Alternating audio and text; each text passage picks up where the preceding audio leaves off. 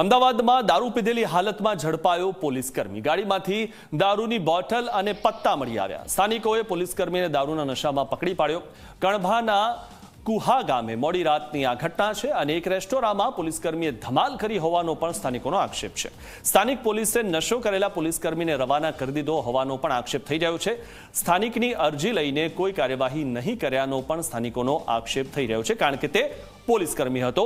આજ કોઈ સામાન્ય માણસ હોત, કોઈ સામાન્ય જનતામાંથી કોઈ હોત તો તેના પર કાર્યવાહી થઈ હોત, કારણ કે પોલીસને જ્યારે ખબર પડે કે કોઈ સામાન્ય જનતાએ દારૂ પીધો છે અથવા તેની ગાડીમાંથી દારૂની બોટલ મળી છે તો તેના પર આખરી કાર્યવાહી થતી હોય છે।